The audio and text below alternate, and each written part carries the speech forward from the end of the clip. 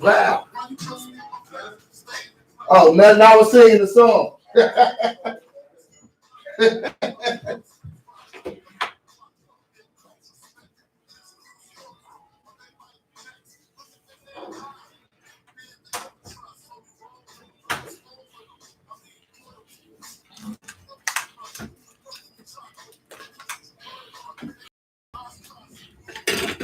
What's going on, you guys? We got sound over here.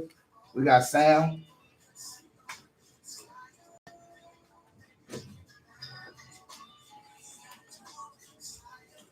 What's going on, y'all?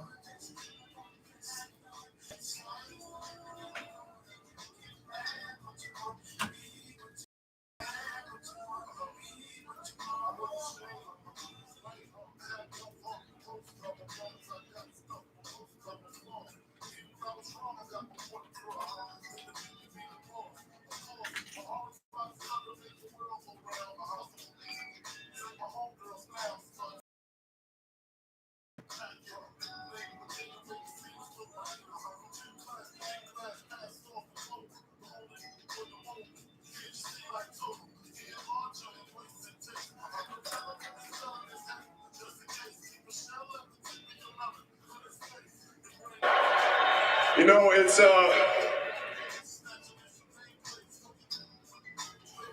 What's going on, you guys? It's Monday, apparently.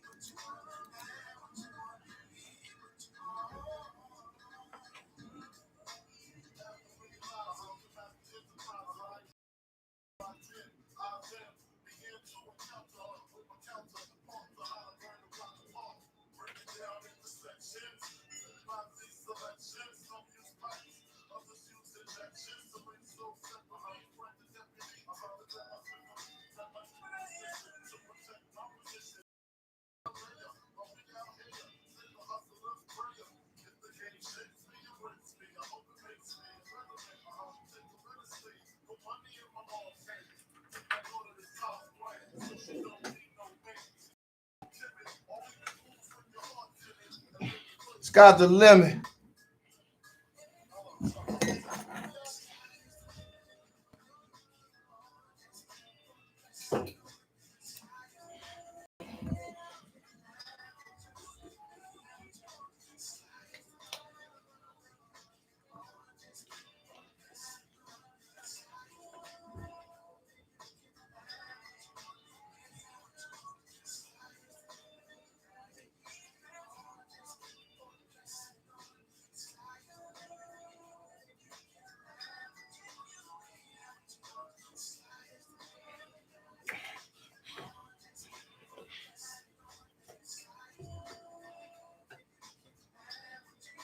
Be what you want, have what you want.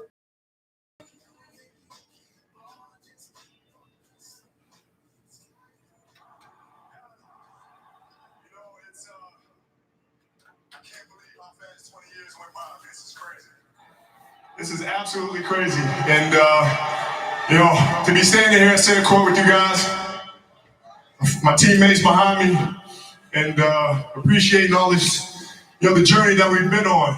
You know, we've been through our ups and been through our downs. And I think the most important part is that we all stayed together throughout.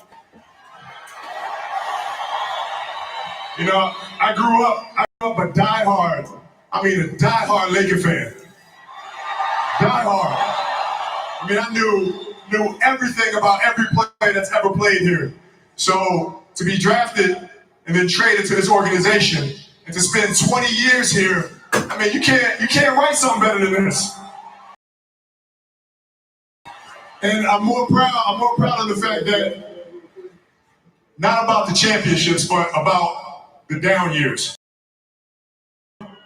We didn't run. We played through all that stuff, and we got our championships, and we did it the right way. And all I can do here is just thank you guys. Thank you guys for all the years of support.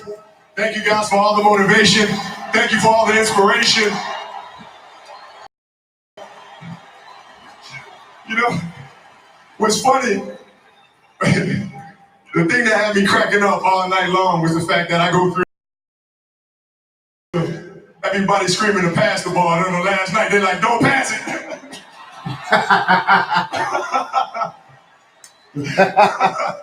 This has been absolutely beautiful, you guys. I can't believe it's come to an end. You guys will always be in my heart, and I sincerely appreciate it. No words can describe how I feel about you guys. Thank you from the bottom of my heart. I love you guys, and I love you guys.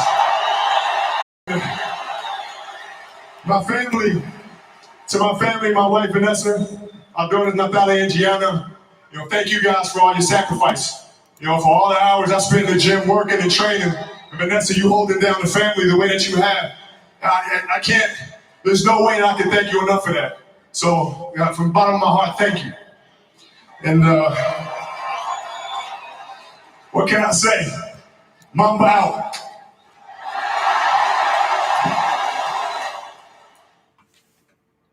What else can I say? Mamba out. What else can I say? Mamba out. Hey, you guys, look, it's a very somber day.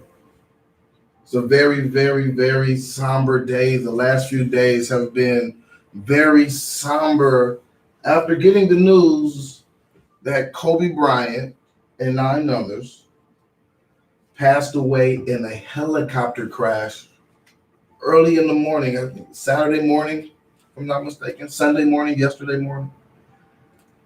And when I first got the news myself, I didn't believe it. I was sort of in disbelief, one of those things like, oh no, you know how the internet is nowadays. And even right now, I'm sitting here watching highlights of Kobe Bryant, and I'll always remember his poise.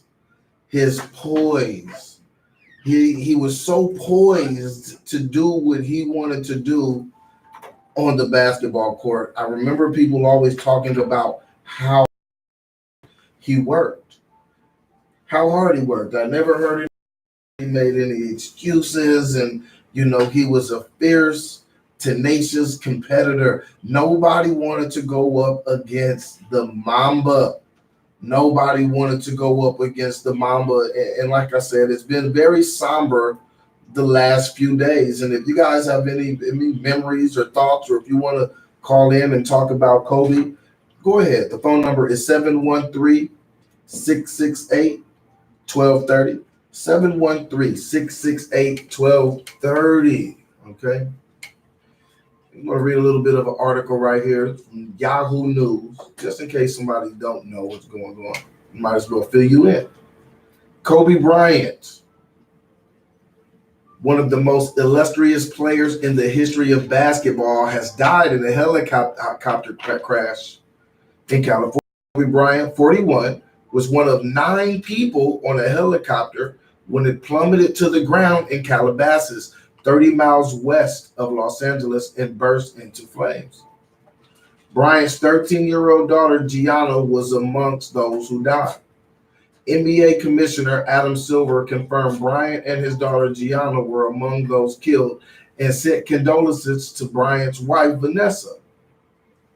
He was one of the most extraordinary players in the history of our game, and with accomplishments that are legendary, Silver said, as a tribute poured out from our players, politicians, and entertainers. The crash took place at 10 a.m. local time. Attempts to pull people out of the wreckage were hampered by the brush fire which broke out following the crash. Bryant was a regular helicopter user, using the Sycro Sky S-72 to travel from Newport Beach, California, to the Staples Center in Los Angeles, where he played for the Lakers. According to the local news, visibility was poor, and the hills above Calabasas enveloped a fog. It was unclear whether the heavy cloud covered about 1,000 feet or so above the ground, but played a role in the crash. Regarded as one of the greatest basketball players in history, he enjoyed a 20-year career with the Lakers, making the All-Star team 18 times.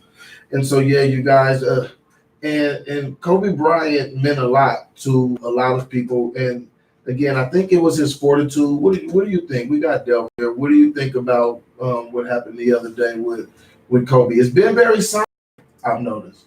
Yeah, it's still unbelievable. I was on the road when I found out, and I had to blink a couple of times. I verified it a couple of places. I'm like, this can't be real. This type of thing just doesn't happen to a good guy like that. And what makes it even worse is there were kids involved. I mean, things happen to adults, but you really got to feel for the kids that were. Absolutely. I absolutely feel for the kids. The other people that were involved in the accident, because sometimes we do get so caught up into where we only thinking about the person with the biggest name to the point to where we almost forget about the other people. So I do want to make sure that we take the proper time to give reverence to the other people who lost their lives in the crash, in the helicopter crash. And we want to give our condolences to those families and the people that are affected by it. And even fans, whoever is just affected by it. I want to make sure that the proper condolences are given to people, who've been touched by somebody who is as monumental as Kobe, and also the other people who were in the plane.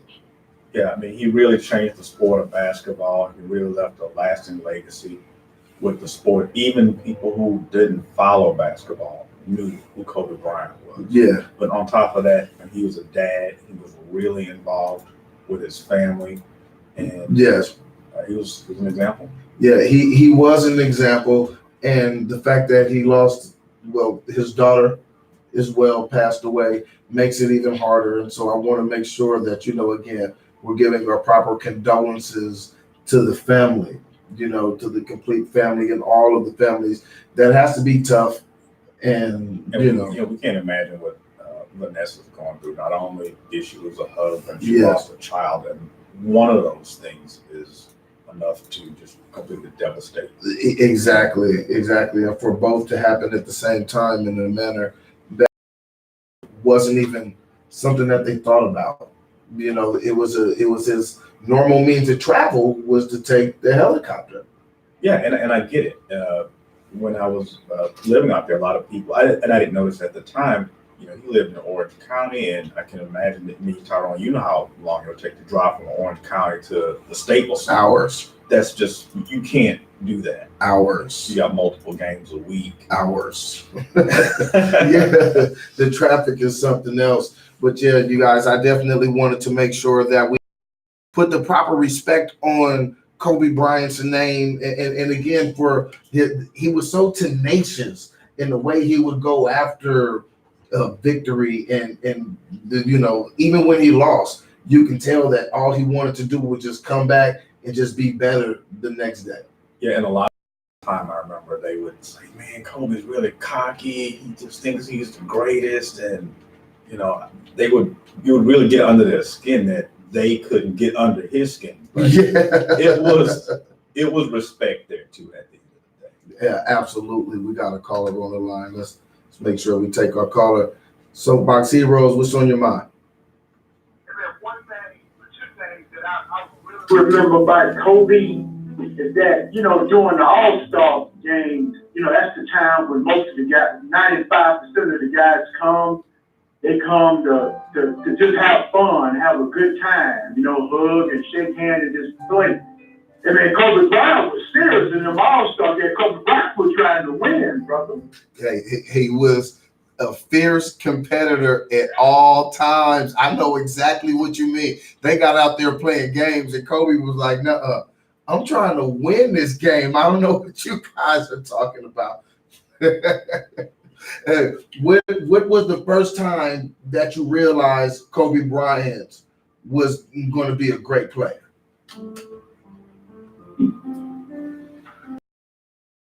Are you there? Yeah, I can hear you. When was the first time that when you knew?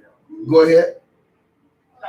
Probably that year when they went up against, was it the 76ers, or was it back in 2001? I think he went up against Allen Iverson's team. I think that's what it was, but I knew when he first came up into the league, it was just something different about this cat, man, because a lot of people didn't like him because they said he was arrogant.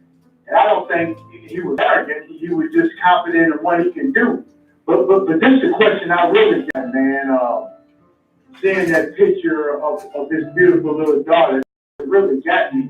But did Kobe Bryant ever get things straight with his mom and his dad? Because since we got this tragic news yesterday, I haven't heard nobody saying about his parents, man. And I know they was kind of had their issues, but did they ever get that straight? You know what? I have to be honest with you. I actually don't know if they got it straight, but I would hope that they did. I would hope that they did. But one lesson I have learned, even as you said, that is, man, maybe we got to get stuff straight with people we don't have stuff straight with, because because I don't know. I don't know if he got it straight. And I'm sure that is something that, we might need to take care of that, man. I just left my parents' house about 30 minutes ago, and I normally I'm still blessed to have mom and dad. And when I leave their house, I normally always grab my mama and give her a hug and a kiss and tell her I love her. But tonight, man, I grabbed my mama and told her, hugged and kissed her, I love you. And I grabbed my father and said, hey, man, I love you. Because you never know, man. And it just reminds you that things, when something like this happens, hey, man, the little minor things, they ain't no big deal no more. But I thank you guys for letting me talk, man. God bless y'all. And thanks for the memories, Kobe. We know you're up in heaven listening. Thanks for the memories, Kobe. Yeah, thank you for the memories, Kobe, and thank you for calling and letting your voice be heard. We appreciate that. Actually, it's about us. It's about everybody. So you definitely got a space right here. KCOH 1230, The Source. This is Soapbox Heroes. What's on your mind? Hey, Amir, how are you? Oh, man, that's wonderful. That guy that just got off the line there, Junior? Yes. Junior is one of the most respectful people that I've ever heard calling talk shows. And he's been calling for years and years, and I've never complimented anybody. I don't respond to comments and I don't get involved. But that guy there, man, has been consistently respectful. Trying to be respectful of callers, and I'm gonna, echo his sentiment about love. Oh man, before it's too late. You never know when. There's just got to be a good guy like you. He's a good guy, man. He is. People, man, you gotta be that way in life. Just become a good person. Work at it, and once you get to that level, you'll love it, and you'll love yourself more. You see, because what happens, I feel, is this. You start to get rid of a lot of the negative baggage, the negative situations. You just brush them off and laugh them off and keep it moving. You're so happy with the newfound you. When you go from that negative individual to being positive, just being a good person, and you can go home and cash up out of here, and the legacy that you'll leave will be beautiful. Kobe, man, I never liked it. Never liked it. Okay. Until I saw the relationship with his daughter. His daughter was the same age as my daughter. And when I saw that beauty between them two, I connected and I was able to relate so well it changed my mind about him as a man. Not his fault, but he's up on my team. Right. And somebody see that, he's up on my team. So I was a little resentment there. But person, and I said, this guy is doing what I do. He understands, I'm doing the right thing, I'm on the right path with this little girl, man. The age difference, probably my point, my son's 13, and that's what I had to say about it, man. I admit that I didn't like it. Hey, well, you know what, Amir? There's one thing that you did that is very important right there. See, what you did was you just eloquently described the difference in between, being a fan and being a man. And so you were able to take yourself out of out of the fandom. You're like, okay, you know, as a fan, whatever. But when you mentioned the way that when you saw him with its daughter, you started to respect him as a man. And see, Amir, but it take a man to be able to elocute that and to know those feelings. And so I got to give you a round of applause for the man in you to be able to be that honest. Because Amir, a lot of people can't do that, man. Man, that's one of the things that allowed me to grow. And I started to admit my faults and my old ugly ways. And I said I didn't want to continue to be that way. And what I'm saying, you will create so much criticism when you start walking in that life because people won't understand you no more. They'll think you better than them. Now, well, I tell you what, I ain't better than you now. Just come in and do what I'm saying. You can be bad at that. They can be mad at us. They can be mad at me. But you'll love this life. Absolutely. Black-hearted and negative the whole life. So I'm important. I got a young state I got to be important. I leave the guns, the knives, and all the shit and home. If I don't have to involve myself in foolishness, I don't die. Hey, look, Amir, I'm gonna tell you something, and I haven't told anybody this. The other day, there's a associate of mine, and you know, he got his feelings about something super minor. And then he started talking back and forth, and I said, hey, man, you know what? It's not even worth the argument. It's all good. And he said, you're not going to approach. You can't take the noble approach. And my question was, well, what else do you want? Right. Well, I mean, I'm able to protect. I am able to do it at all times, but that's not my first line of defense. Look, see, but Amir, see, but we already know, Amir, that see, just because you have learned to use your mind to make sure that you know you live to see another day, don't mean you're soft. That we don't get that mistaken. We know that, Amir. Sugar with the salt, bro. Don't confuse the sugar with the salt. Hey, Amir. We appreciate you, man. Thanks a lot. All right. Yeah. And don't appreciate the sugar with the salt. And look, that was a lot with Kobe because he was quiet and he didn't seem like he always said too much. But people would often try to test it. You know, and like Amir said, don't mix the sugar with the salt. Don't mix them up. Yeah, he didn't go back and forth with him.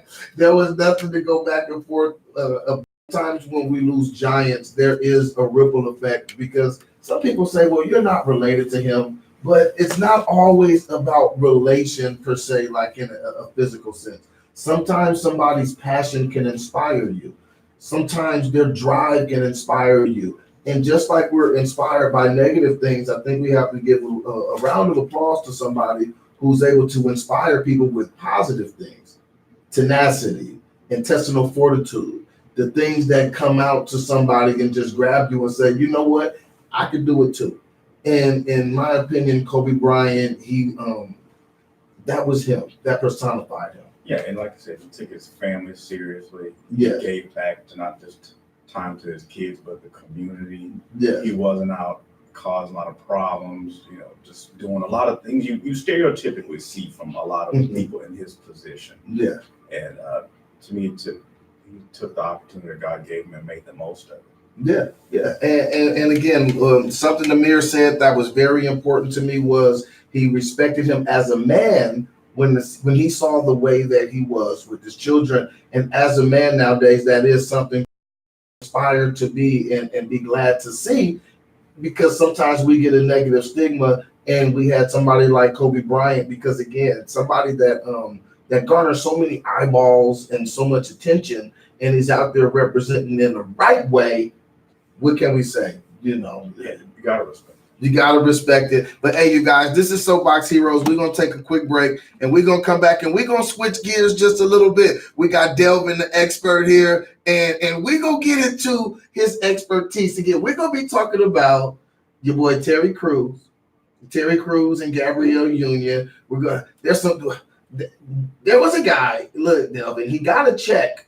He got a settlement for a discrimination case, right? Right. Then he goes down to the bank and he tried to cash the check. Sounds normal so far. He tried to cash the check, and they wouldn't cash it. They didn't believe it. So, hey,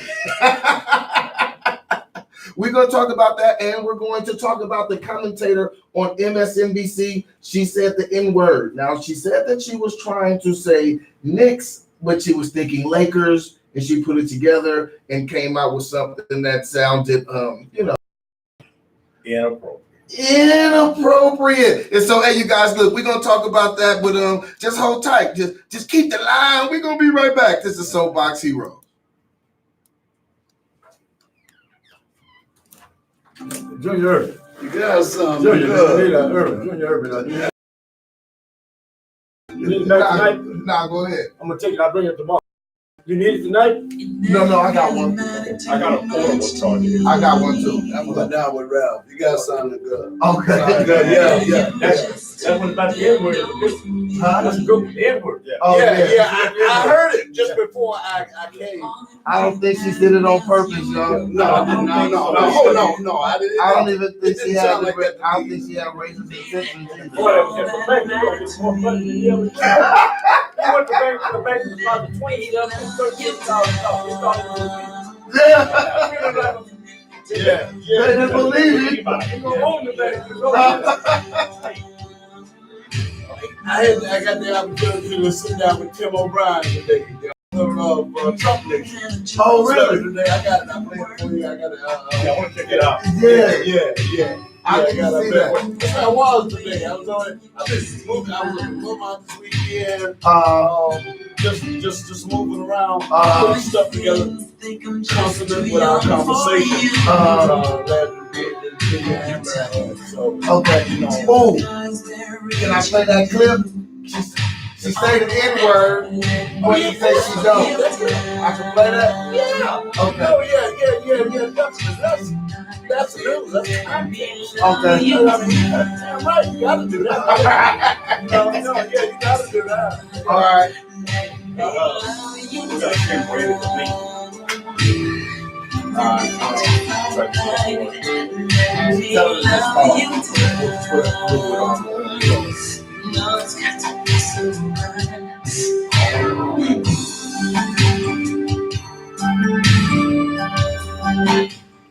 Oh, I gotta turn that down.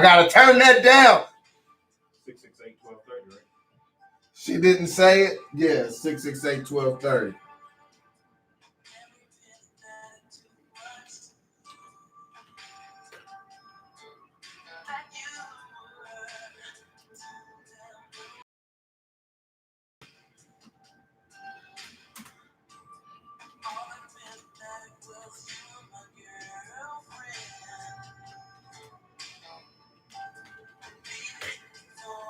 Matters to me. She didn't say it? I got to turn the music down. I'm trying to have Facebook now. Message saying I got copyright infringements for playing music. We at a radio station and can't play music. If I can ask you to stay with us, we're going to just like the kind of star that was perfectly cast on the Los Angeles Lakers. If I can ask you to stay with us, we're going to Los Angeles perfectly cast on the Los Angeles Lakers.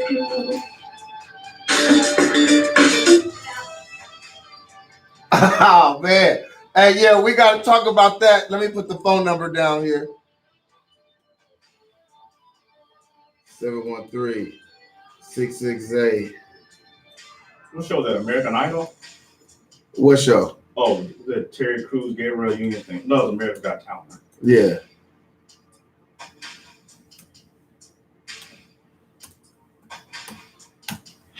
What's up? What's up, Tony Tone? What's up, Tony Tone?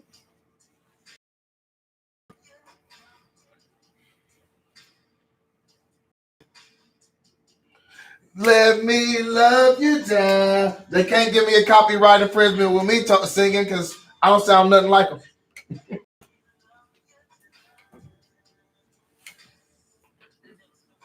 Where you at, Tom? What state you in? You in Texas, California? What part of the world you reside in?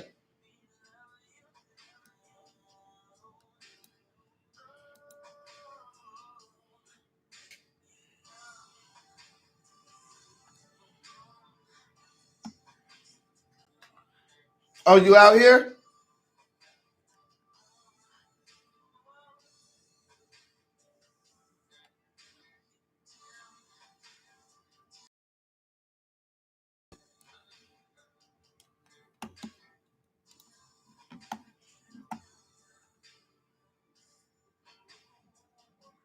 Where you going tomorrow? Man, you be on the road a lot, man. You a truck driver or something?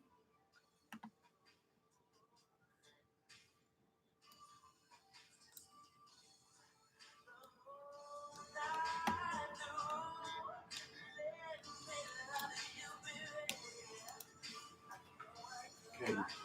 2 a.m.? What are you talking about, Betty Bulls? I just shared it on YouTube, Delvin. You can share it on YouTube, on Facebook if you want to do it like that. Okay. Or if you go live. I got tired of trying to do both of them in Facebook, trying to add people and all that. Yeah. I can't pay enough cap attention. It off to with something light since we'll have Brandy on. We cap it off with something light. Yeah, we'll do the relationships, the cheat codes. Man, I thought that was fake when I saw that Kobe. About Kobe? Yeah. Felt like no. I thought it was fake too. Oh man. I gave him my plug too. You got a plug? No, for that. It's all good. No, I need the base. It's all right. It's cool. Well,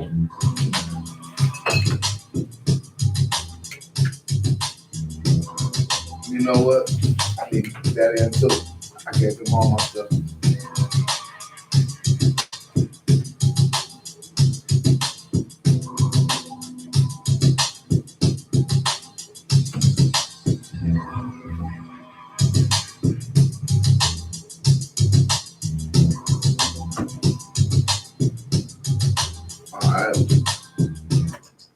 Welcome back. Soapbox Heroes Live, KCOH 1230 AM, the source. And look, we are the source for many of things. You can tune in bright and early, new day. No. Let me correct myself. Dark and early because it's still dark when she get in.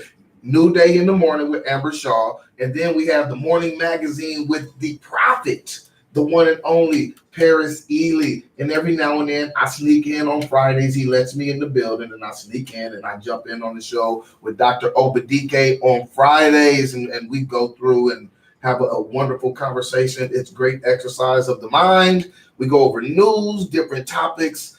We go over just world views, local views and news, all sorts of things. So you get news and you get educated opinions, and you get my opinion. But most importantly, it's every single day, Monday through Friday. That's the Prophet Paris Ely, and he comes on right after Amber Shaw. And then after that, we get person to person with Michael Harris. And then we get, Don Sam come and take you back, bring you forward, then take you back. He got the grooves you can use. Don Sam, he come in after that. Then my main man, Ralph Cooper, the legend, the godfather of sports. He come, he do the sports rap. And then after that, I sneak back in the building. Look, you guys, I climb up to the ceiling. I slide down one of them, one of the ceiling poles, one of the I-beams. Then I crawl down in the installation. I move over a tile, and then I just slide in right here in this seat. Right here 1 minute before I'm supposed to go on. Mission impossible. Mission impossible. And then that way, I think they'll feel bad enough for me not to say, get out of here. I think that's the only reason they haven't said, get out of here, just because of all the trouble I go through to get here. talking about trouble. There's a reporter at MSNBC, and she said something, and she said it was an accident, and some people don't believe it, and they say what she said was racist. She should be fired. This, that, and the third. She was trying to talk about Kobe Bryant. She was talking about the tragedy with Kobe Bryant, and she was leading up a segment about to show some video. One of those things like we just did, where you're kind of reminiscing on the player and on the moment and this, that, and the third. And she said something that people are saying is racist. They said she needs to be fired and the whole nine. And so, look, you guys, I'm going to play that just so we can get some context of what was said. And we're going to talk about it just a little bit here. So let me turn this up. Let me turn it up a little louder so you can hear it. The kind of star that was perfectly cast on the Los Angeles Lakers. Kavita, if I could ask you to stay with us, we're going to play the kind of star that was perfectly cast on the Los Angeles Lakers. Kavita, if I could ask you to stay with us, we're going to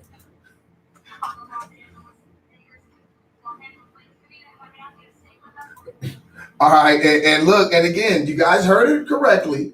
You heard it correctly. Now she says that she was thinking of the word Knicks. That I almost messed up. I almost messed up. Oh wow. Wow. Oh. Yeah, we'll be right back right after this. She says that she was trying to say, she was thinking of the Knicks, and she said Lakers. And and I'm going to be honest, me being a person that talks a lot for a living, right? Almost slipped and said words that I didn't mean to say, or in fact, I have said words that I didn't mean to say. Maybe I'm thinking of something familiar at the same time I'm trying to talk about something new that's out of depth for me, or that's not quite on my mind. And so now I see a lot of people saying, what she said was racist. She deserves to lose her job.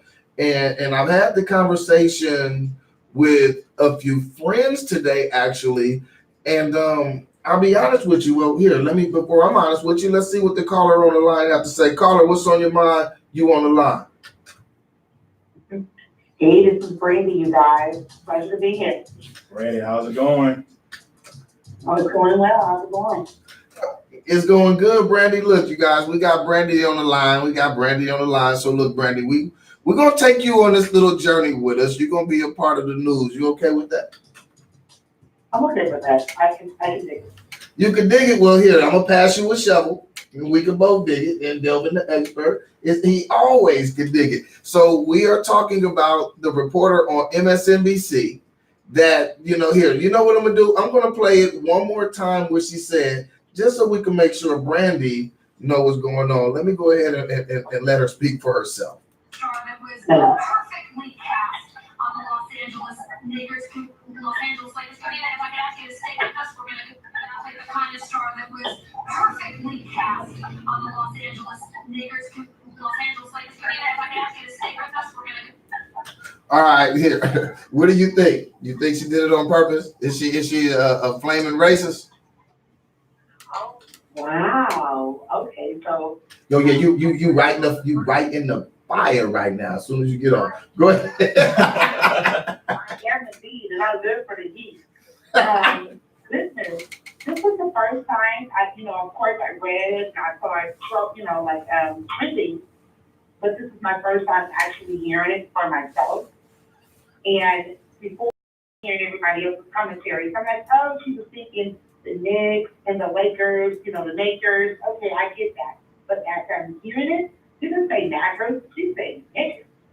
Here, I'm gonna play it one more time for you. Hold on, let's because I know that there is a lot of people that never actually heard the commentary. They were just hearing, the surrounding conversation. So I'm gonna play it again. Just for a little more clarity. Here we go. The kind of star that was perfectly cast on the Los Angeles niggers, Los Angeles Lakers. Could be that if I could ask you to stay with us, we're gonna Knickers. like the kind of star that was perfectly cast on the Los Angeles Lakers. She hesitated. Go ahead, Delvin. What you think? There was clearly a G in there, not an R. There was not a K. Knickers. Yeah. Knickers. So like that's ambiguous right there. Yeah, I don't think there was any malicious intent. I don't think anybody should lose their job. Like you said, you talk for a living, things happen. You gotta be careful. But I don't think anybody should lose their job. You think she should lose her job, Brandy? You think she gotta go? Wow. I have to agree, and just as how, piggyback on part Delvin there. I didn't hear any personification of an A or a K, in that I blatantly heard nigger. And for that, I think that she should be reprimanded in some way, not just a written statement. I don't think that that's enough, but I do think she should be reprimanded. Reprimanded, like what, Brandy? You reprimanded, lose your job, reprimanded, or we're gonna put you on suspension for a month or two, reprimanded? Yeah, maybe suspension for a month or two, do some community service with the NAACP, and then let her back, for a couple of, let's see how they go. You make her go work with the NAACP. What I did, I'll be honest with you, after I heard the statement, I went through today and I was nosy. I called it investigative reporting. I jumped on her Instagram and I tried to look and see how much diversity was on her timeline. And it's not much. There's not much diversity at all on her timeline. But look, this is what I think. And I know people are going to be like, shout out, Tyrone. I don't think she said it on purpose. And I don't think that I don't think none of us have the capabilities of being able to say what was on her mind. Because I'm reading a lot of people say, well, she was secretly thinking. She was secretly thinking the N-word. But I'll tell you what, being somebody that does like talk a lot or talk for what people would think is a living or whatever, you talk, and the last thing is on your mind is some type of preconceived thought. Or no, you don't even have time for that.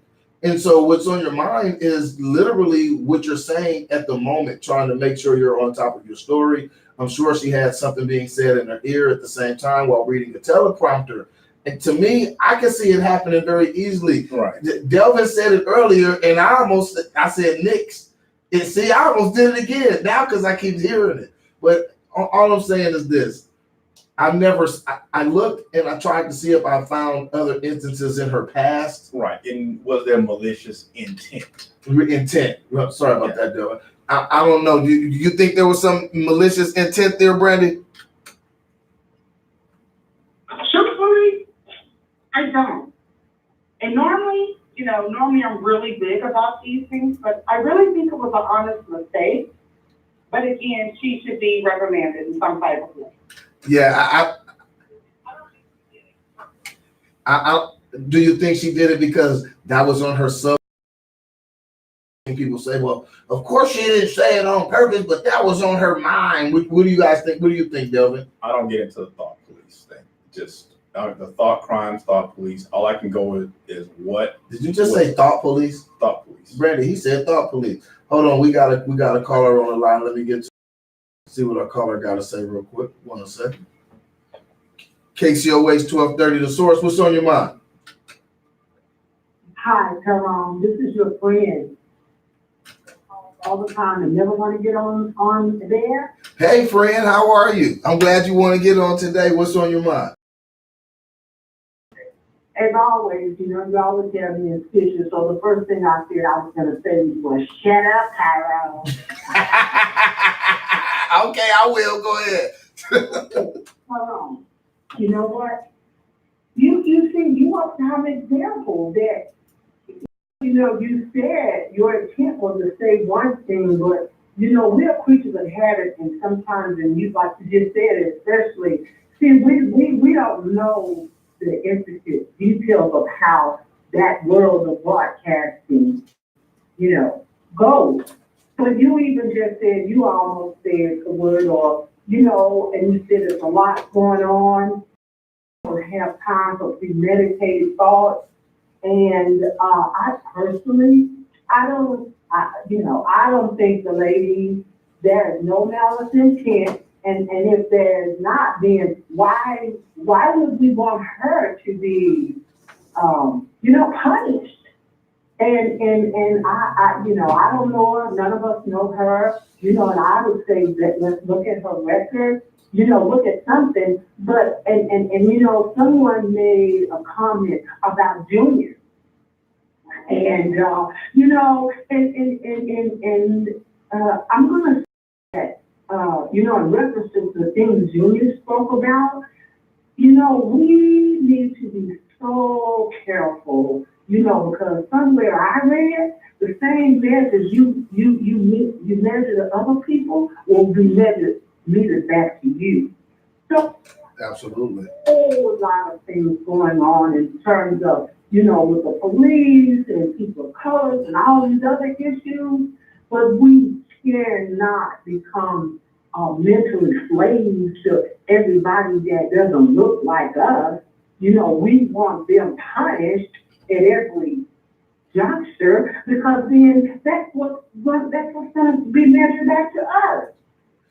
I agree with you 100%. I often say that, and sometimes when you want revenge, you don't see things, always the way they are. Now, am I saying that it's impossible that's, she was thinking something negative and it slipped out? I will never say that. Right. I'm just saying, we don't have to follow police. We can't read people's minds. So you know what? So if you that's your fault, then maybe it's you that needs to look in the mirror. Right. And again, and I agree with you, and I'm right here for what you're saying, because I'll be honest with you, I have almost said things that I didn't intend on saying, because I'm like right now I'm looking at a Nissan sign, literally. And so I might start mentioning another word, but I'll start off by saying Nissan, but I'll try to self-correct and say a word that I don't, and it end up coming out to be a word that you don't mean. And then oftentimes what they want you to do is to continue on. They don't want you to break the segment. And draw attention to it. Draw attention. And what people don't realize is a lot of these segments, they are timed strictly. And they're timed based on advertisers and things like that. So to stop and try to recorrect it and recant and say that, you're trained to do the opposite. Right. And so, I'm not saying that she didn't. I just can't legislate what's on her heart. Not God. You're not omnipotent nor omnipresent. But also, I would like for these people to think about this. The devastation that man's wife and family is undergoing right now. And how about that they don't need to have to deal with and hear and read about this. Because this isn't helping anybody. This is, right. And I don't think a person, I just don't think that this lady would just, I would surely get on national communication and say something like that. But I say this, look at her record, and in the end, it'll come to forefront if she that was her intent. But I heard it, and and the way you guys so eloquently explain how it is, and I don't believe any of us have never not misspoken in our lives if we talk long enough in this life. That lady, that to me that was, and you really listening to it. You can't tell really, what she said. She said the NIG, or and she was. And it sounds like she could have been saying NIK as well. And I think that we need to think broader, about people and what occurs with people, and just, not want to see everybody that, make any infraction in life that they just need to be sawed in half. Yeah, I think sometimes we're at a point in time where we feel like we have to jump to a conclusion all the time. You get triggered by everything. Yeah, and sometimes, you know, these people, we got to think, she's in public life, and to be where she is as a journalist or as a commentator, I'm sure she has enough stuff out there. So would I look at her first and see if this is something that we know? Right. And to your caller's point. Okay. All right. And thank you, caller. And I appreciate you anytime you call. This is my favorite caller right here, Dylan. Mine too. All right. Thank you. We're going to take some other calls real quick and see what the people have on the line. KCOH 1230, The Source. What's on your mind? I think I better call Tyrone. Call him. This big trip, man. How you doing? I'm doing wonderful, wonderful. How you feeling? Oh, great, man. You got a great show. I be listening in, man. You really, you know, you and the other man, Yeah, delve into expert. What's going on, sir? And we got Brandy chiming in with us today too.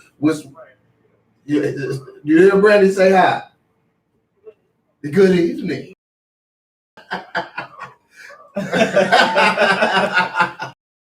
What's on your mind, Big Joe? Oh, man, anyway, I listened to that lady, man, you know, and I know you're a college, man, you spent psychology. Man, subconsciously, this what that woman was thinking. And it's like the memory, you know, she wasn't intending on saying it, but in her subconscious, it came out. It came out, you know, right?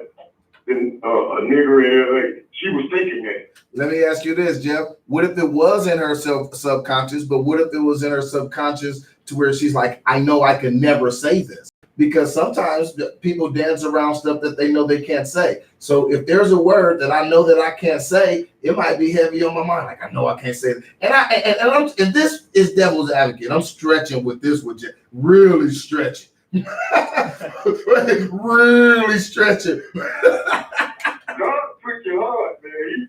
He'll make you say some things that you don't really want to say, but in order to get a message across to the people, he'll allow it to happen, you know. I hear you, Jeff. Here, look, let's do this. I'm gonna do this just so we can hear it again. Hold on, listen. The kind of star that perfectly cast on the Los Angeles Lakers community. If I could ask you to stay with us, we're gonna act like the kind of star that was perfect.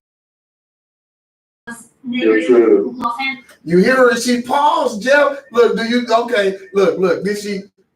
Look, Brandy. Do you think she paused because she was getting tongue-tied, or you think she paused because she knew she was about to say something she shouldn't have been saying? I'm not sure. This is the question that no one has, answered yet. Was there a teleprompter in front of her where she was reading a script? And how many times had she mispronounced or misenunciated a word? You key factors. See, we got Brandy on the investigation. Go ahead, Jeff. But that word, how can she mispronounced that word? That word she was feeling. She didn't use that word a many a time. That word was in her.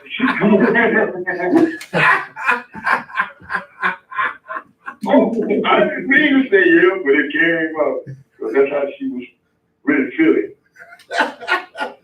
Oh man, hey Jeff, I don't know, Jeff. Look, I just personally I can't call it whether that was in her mind or not. That's why I say I gotta check and see, what else she's done. But I'm not gonna lie, I did go look on her timeline, and she got like one picture with her brother. So I don't know. So I'm not saying that you're wrong, Jeff. I'm just saying I don't know.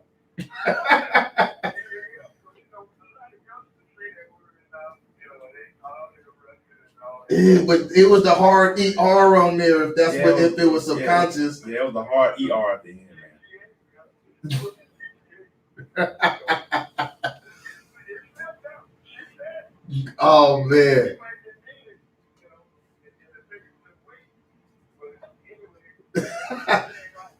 All right, Jeff. You have a good one too. Hey, you guys, I gotta make sure that I don't accidentally say nothing wrong. Yep. keep our P's and Q's together. That's what we do over here. Keep my P's and Q's. I have to cross my T's and dot my I's. That's what we do over here. Well, I heard Brandy say something, but I can't say it on the radio. I'm just playing, Brandy. I'm just.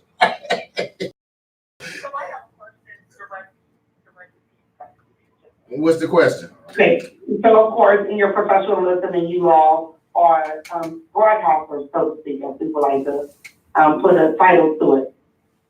Do you, again, think before you speak? And with something as sensitive as the death and such a tragic death of someone who's so iconic, would you be so quick to, or would you definitely be more eloquently spoken in that moment? See, me, myself, I'm a player.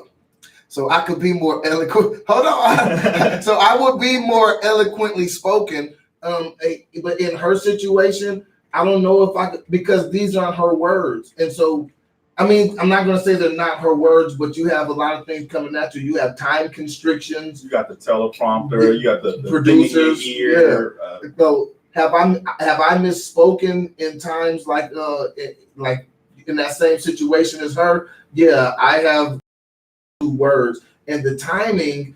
I think the timing couldn't have been worse. Yeah. But just being somebody who does speak a lot, I do have some type of understanding. Yeah. And so that's all I'm saying. So would I have spoke more eloquently? It actually depends on what type of show I'm on, how it's being produced, because this show, this is just me and Delvin, the expert. We're kind of producing with our brain as we go telepathically. But I've done other shows where you have somebody right there telling you, 5 seconds, 4 seconds. You have you see the sign come up, when the red sign come up, means to stop speaking. Yeah. And so, when you have all those constrictions on you, it's a lot harder to actually be eloquent. Does that make sense? Thank you. Yeah, and some of the things we discuss, I'll off air. Ooh, I gotta find a way to say this without us getting fired. You're out here. Hey, you guys, look, we gonna try not to get fired. So while we doing this, you got time to hold on for a couple minutes, Brandon? We gotta take a quick break. All right, we're gonna be right back, you guys. It's Soapbox Heroes. I got wonderful Brandy and I got Delvin, the expert, with me. Look, you guys, just hang on tight, because, like I said, there's so much stuff going on in the news that we got to be able to just switch topics. So we're gonna talk about this whole Terry Crews thing, and then at the end, we got Brandy here today, so we might be talking about some things you need to know before you go on a date. How to know if you're getting played for your food. Hey, you guys, this is Soapbox Heroes. We'll be right back right after this.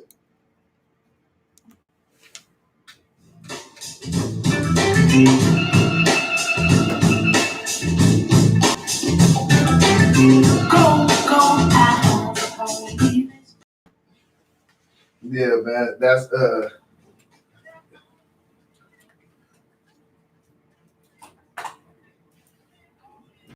There's Tyrone the Great right there for all you people that what's going on, y'all? What's the word? You know what? I think it was a slip. A lot of people think it's a slip. I think so too. I don't think there's any malicious intent. Like, what? I'm just gonna get on here and I'm gonna lose my job. And I definitely don't think it was malicious. And I personally think that hell, man, let's say she did mean it, right? Let's say that was on her subconscious. We don't have enough evidence to be able to crucify her by it yet. They don't arrest people for their subconscious thoughts. But what I'm saying is, if there's other things that, if she has a pattern or history, exactly. Yeah. But if it's just one time, because people say, well, why was she thinking about the Knicks? Shit, she from New York. Yeah. And maybe she don't know nothing about basketball, so the first thing come up is Knicks. Yeah. The niggers. Like, it can happen. And I've heard a lot of these sportscasters on like ESPN, Fox Sports 1. They don't know jack about sports. You don't get the crowd interaction. You don't get that kind of love. And AGT for me provides that. It's like literally the energy, people don't understand all that's going into You know, that show. She doesn't have the levity to be able to just sit there and just talk the way we are. Yeah, and to kind of put your head and your eyes in your head and think as she's talking. She's on a strict timeline, and she has to have it's moving, it's popping, it's shaking. Yeah. And so she has to be right on. And not that I'm defending her, because I mean, shit. If you understand as somebody, you're in the same industry, you're in the same field. Why kids want it. Kind of fundamentally, it's about dream. Relate to the way you find affinity with these content. The difference. And when I remember last year, I got a chance to hit a golden. Got $1 million. We should ask you about the Gabrielle Union controversy. We should ask you. It hasn't been without controversy. All right. We're going to talk about the Gabrielle Union controversy. Gabrielle Union controversy coming up. So, you know what you think. I got to stop playing the music. They be trying to take all the dang on. Look. Trying to demonetize you? I'm not monetized at all, but they don't put them in the algorithm. You got to say, I do not own the rights to this music. But if they don't work either.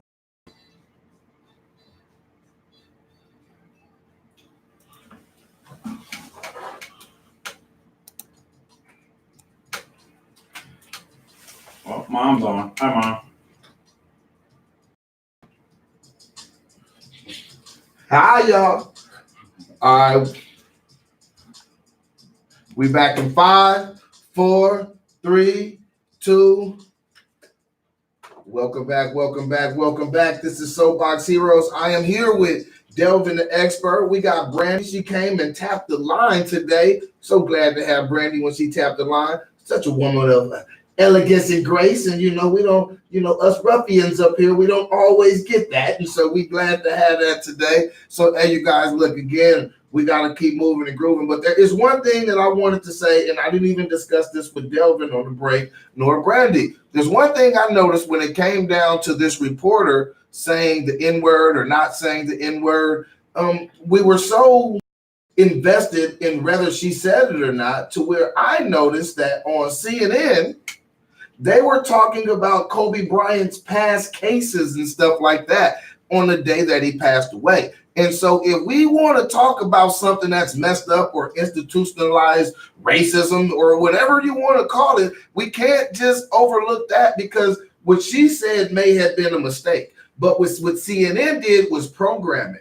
That was programming. Somebody actually took the time to edit the stuff, to produce it, to make a time slot for it, to write out the words, and to put it out there for the world to see. So I think if we want to talk about somebody, being insensitive, and again, I know I don't want to rub you the wrong way, but I do want you to fly. I'm not trying to ruffle your feathers that much, but hey, I mean, I got to call it how I see it. Go ahead, Dale. That's classless. I mean, the guy just passed and just lost his daughter. We want to dig up.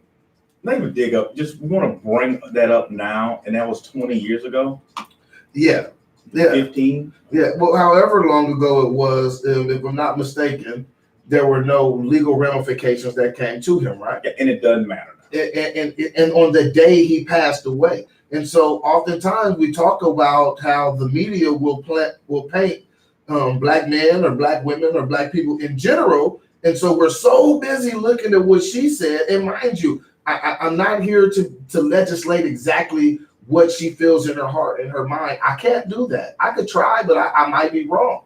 So what I can see is I can look at her patterns and I can say, well, you know what? I haven't seen she has done this before. So you know what? I'll let her live. I'll give her the benefit of that. But CNN did this on purpose. Brandy, what do you think about that? The CNN, the same day, they want to talk about what they think his past discretions were.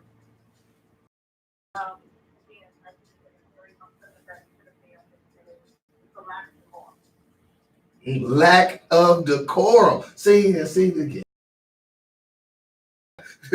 Enough said. Hey, you guys, look, Terry Crews and Gabrielle Union.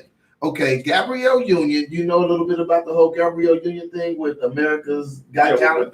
With the hairstyle. Yeah. She said that, she made some comments about the workplace, saying that it was a hostile workplace. And well, that's what they say about her, but she said that they were showing discrimination and they were discriminating on her because of her hair and that she was black and things like that, right? And I'm paraphrasing, I'm not giving the word for word because, you know, just a quick rundown.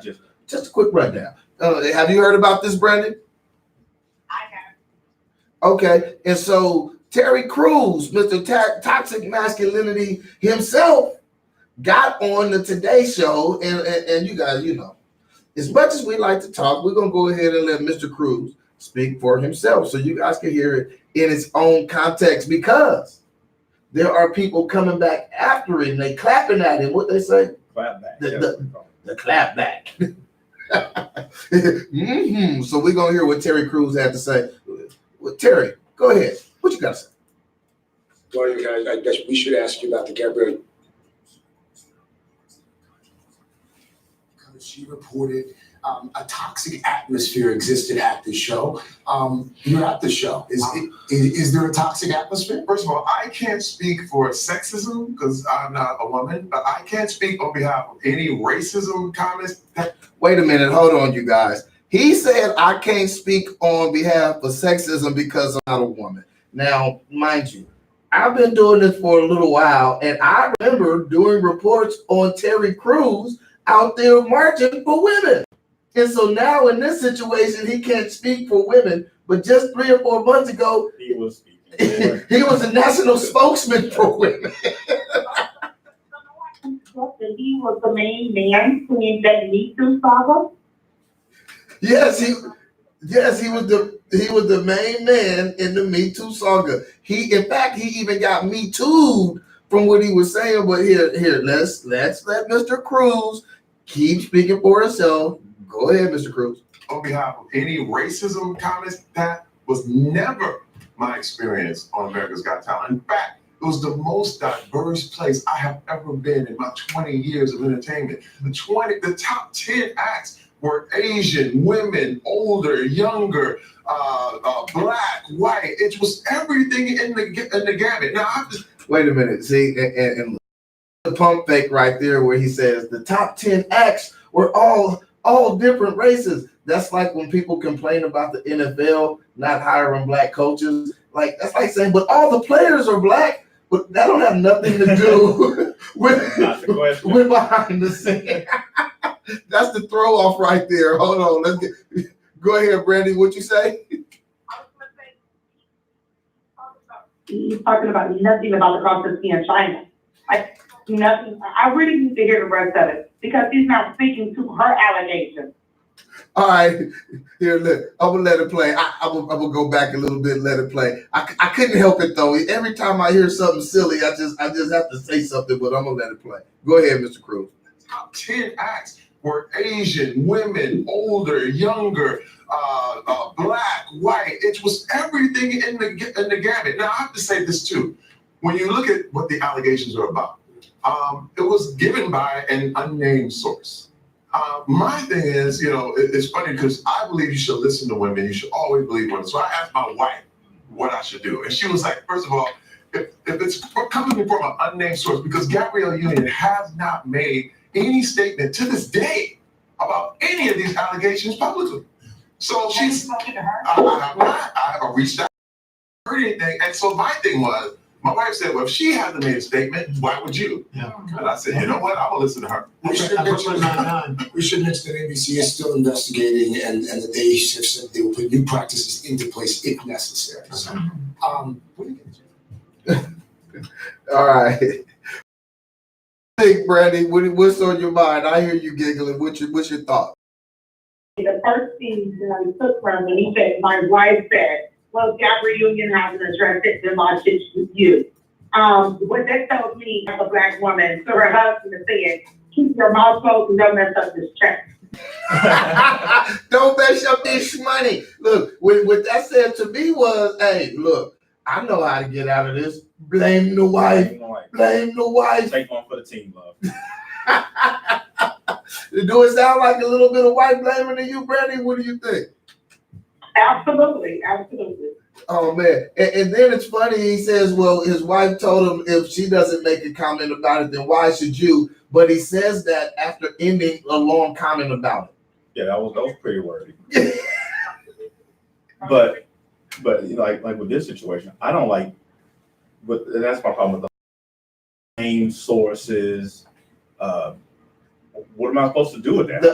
How do you refute that? The unnamed source was Gabrielle Union.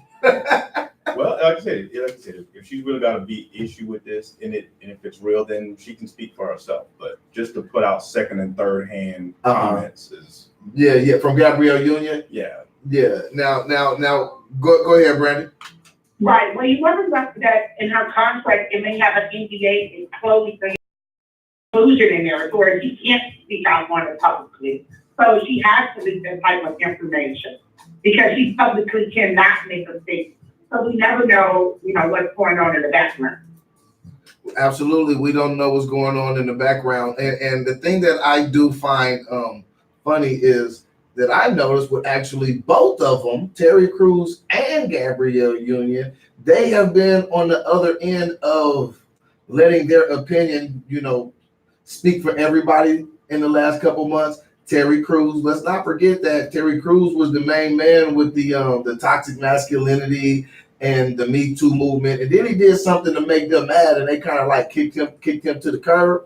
And so to me, it kind of seems like now he's on tour to he's out there promoting America's Got Talent. So to me, he just looked like a working man out there saying what he got to say to make his employer look as good as possible. But Gabrielle Union, on the other hand, she's been doing some weird, funny stuff, in my opinion, the last few months as well. And there are people who are using the moment in time of wokeness that we are in, and they're using it to their advantage. And people are saying, oh, it's racist, sometime when it's not. And so with the both of them, I'm going to be honest with you guys, man, it's hard for me to read either one of them because they both seem like they just kind of say whatever they need to say in the moment.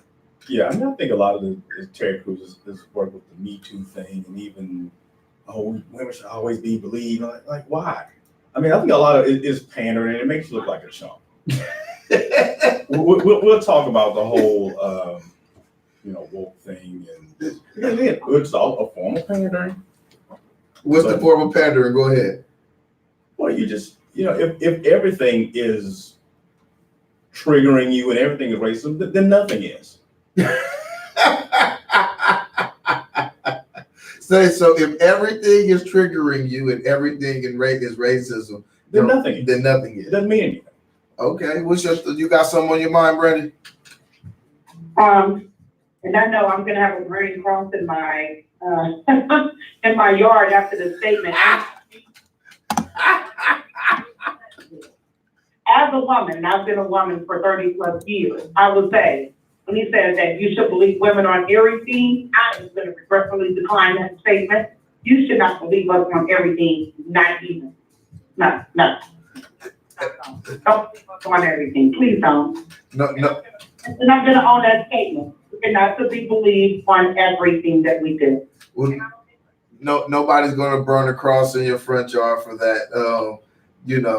I think we have an open-minded audience, or at least an audience of critical thinkers, because anybody is capable of not telling the truth. And again, but that's what I mean. That's why it's hard for me to really sit up and just kind of listen to Terry Crews, because he say stuff like that, like, I think that we should believe all the women. A lot of qualifiers. Yeah, but then he go on pretty much saying, I didn't hear none of that.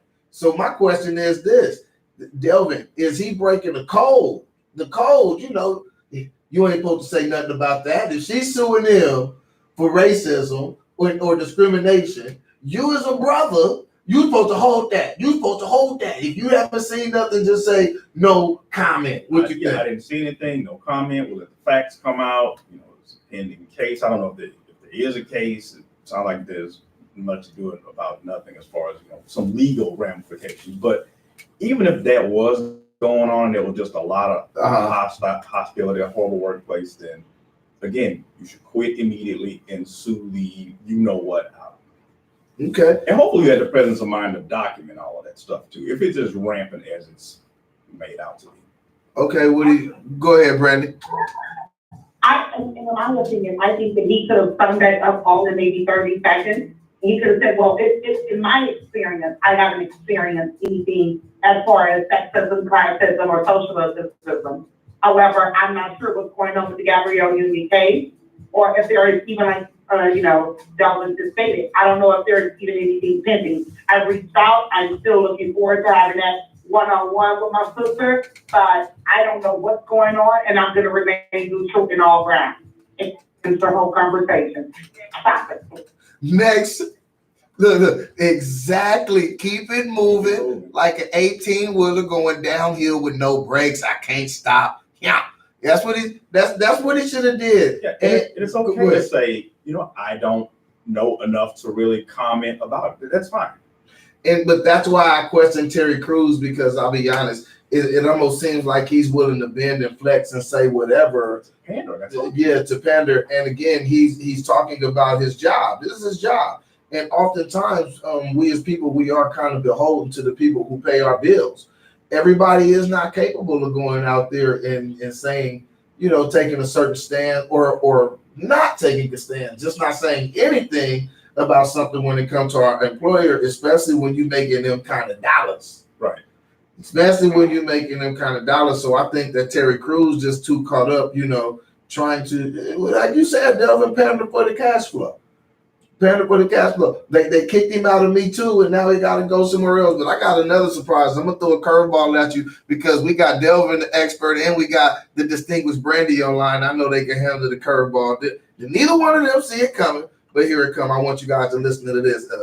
Peel your ears real quick, Brandy. I got something else for you to hear. It is so easy to support Black women. It is so easy. It can be done so effortlessly. So when you see examples of someone giving their energy to be obstructive, you wonder why they would make that choice. Yeah. Why is it not instilled in him to protect this woman? She protected him when he was in another adverse situation. She put her voice out there. And I think I speak for a lot of sisters. I think I speak for a lot of sisters when I say it's part of the bigger conversation of Black women earnestly wanting the support from our brothers when we are speaking out and speaking up. And there really should just be a code, because so many sisters feel like so often we're on code and our brothers aren't. And I take heat all the time because there are brothers who don't follow code and have put me in very deleterious situations. And now there's other brothers who think I'm something that I'm not, because other brothers weren't on code. But I will say this, seeing this scenario play out in a different way, because in Hollywood, Black women really are not regarded, really would have just been so much more uplifting. And they don't think about Black women. You know why? Because it's easy to disregard us. You are absolutely right. The minute we say something wrong, especially us three here, Black women, if we say something wrong, I have yet to have many Black men speak up for me. If a Black man had said what you said, like in the statement about if a Black man had stood up here and said, a lot of Black women are not able to be in faithful relationships, I'm telling you that there wouldn't have been an onslaught of rage against that person in the same way that there was against you. And I genuinely feel that way. I think that Black women are still constantly put on the chopping block in a way that doesn't need to be done. And I really want to see our brothers practice selflessness versus selfishness when it comes to protection. All right, and I had to throw that curveball guys real quick because, okay, that right there was Lonnie Love and Amanda Seales. And they were talking about how they felt Terry Crews didn't protect them. Like she said she doesn't feel that brothers protect women enough in these situations. But I'm going to tell you guys one thing, and Brandy and Delvin, tell me if I'm crazy or not. Are these the same two women that spent their time slandering Black men just 2 weeks ago? Oh, yeah, I got smoke for both of them. But I'll let Brandy take it. You go for it. Go ahead, Brandy. What are your thoughts on Amanda Seales and Lonnie Love and what they said? Okay, so much like people say that R. Kelly separates the artist from the music, the man from the music. I'm going to separate the source from the message. Okay. To these two ways. So I'm not looking at them and their allegations because Lonnie Love dates, a Caucasian man. So again, I'm not taking accountability for who they are as people, but the message, I 110% agree with access. Okay, and with the message, and see, and this is my thing. When it comes, see, and I think everybody is coming from their own personal perspective, because when Lonnie Love says that she's not being, well, what she said wasn't protected by black men, or Amanda Seales say that, well, of course, you're literally downing black men, but then you're going to say you're not getting protection from them. And Amanda Seales sat there and clapped. She said, Lonnie is talking. That's what she said. Go ahead, and didn't Amanda Seales accuse a guy, was it a year or two ago? Yeah, a doctor of, sexually assaulting her. It never actually happened. Because he didn't call her back. Yeah, because he curved her. Yeah. I don't think that was her looking out for the brothers. That wasn't her looking out for the brothers. And the thing with Lonnie Love, let's call her what it is. She's saying, oh, God, brothers are not, checking for her, or brothers are not, being faithful to her. It's the guys she wants that are not being faithful to her. I mean, I'm sorry, it's what it is. It's the guys she wants. Hey, Yeah. You guys, we got somebody else want to join us on the line. KCOH 1230, The Source. This is Soapbox Heroes. Caller, what's on your mind? Oh man, I just wanted to show you that first off, Amanda Seales, my man just mentioned that I was going to mention that she it was a viral role, the book, the ex football player. Right. Said that he sexually assaulted her, or I don't know if he assaulted her, but he made like sexual dance, something like that. And it turns out to be completely fabricated on her behalf, and I don't know why we are still listening to her on these kinds of issues. Like, to me, she don't talk credibility that she did that. So, that's whatever. But the whole thing, the point that I want to get to real quick is the fact that I'm so tired of black people specifically, because we're talking about black people, but I'm so tired of black people acting like issues that permeate throughout society in general specifically belong to black men or black women, right? So when I say that, I'm saying that I love you saying that, oh, black men don't protect black women. White men don't protect white women. Speak on it. They don't protect Speak on it. Speak on it. Yeah, I feel like that is a black only issue. Like, only we do that, only you got more than lesbians. White women, the whole Me Too movement, I know it was started by black women, so they say, right? But that thing quickly morphed into a white-dominated, white-feminist movement, right? Okay. The majority of the people that were accused of women's offenders were white men. White women don't get on the radio and say, or get on TV and say, hey, white man, stop protecting me. Like, what? Like, why would you do that? I don't understand that. I'm not, and also I want to clear, men in general, because we live in a patriarchal society, men in general don't protect women. In general, I mean, if we're just having like a general conversation, if you ask me, do I think that men protect women enough, specifically when it comes to like sexual assault, they say, don't believe in the woman, the man, do it, whatever. Of course, men in general don't protect women. In almost any society, not just America, you can Africa, so that like that is a problem that is across the board with humans.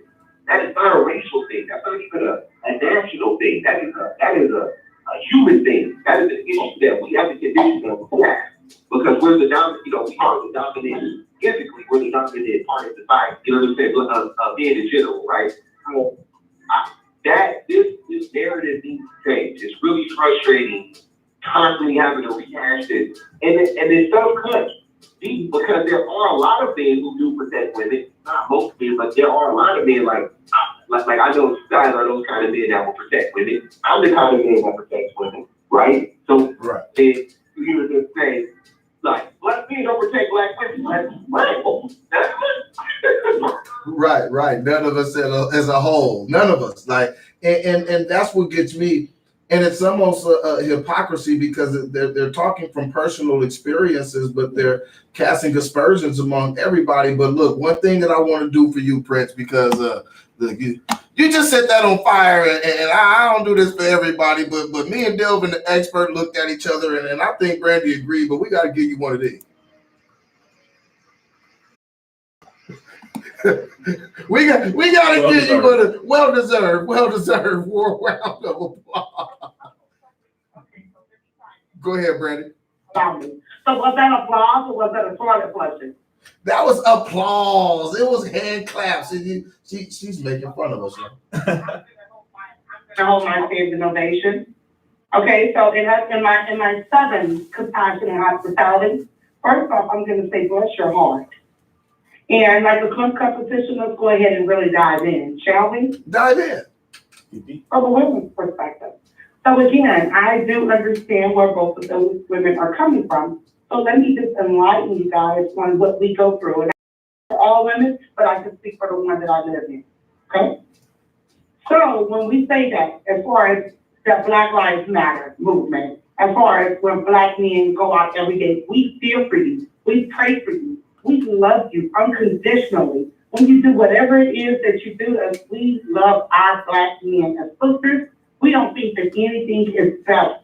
And then when he says that, well, Black women, we don't protect you guys. Well, we were taught growing up that a man is supposed to be the protector and a provider, and yet you're not living up to that code. So that's what we're wanting for you all, but you're not stepping up. So that's why you have a lot of femininity going, is a lot of aggressive women who have the need to say, well, I don't need a Black man. Well, I don't need this. Well, I don't need that anymore, because there are so many different gender reversals, gender role reversals that's going on. And there's so many times where we as Black women have Black men back, but they're not having ours. So I sympathize with these sisters, and I agree, because on many occasions, whereas I would stick my neck out, well, I was putting my mask on the line, it wasn't reciprocated. All right, hold on. Let me ask you this, and again, and I'll be honest with you, Brandy, I hear you, but I think you generalizing just a little bit, because there are a lot of Black men who will protect you. Now, when we talk about protection, and we're gonna make sure that we keep Prince on the line so he can, say what he needs to say too. And okay, so when we're talking about protection, first we got to define protection. What do you mean protection? I mean protection as far as like standing up for. So if someone is disrespecting a Black woman, or if someone, even if another male of another race is disrespecting one of our sisters. Like I remember, do you all remember the video that happened in the nail shop?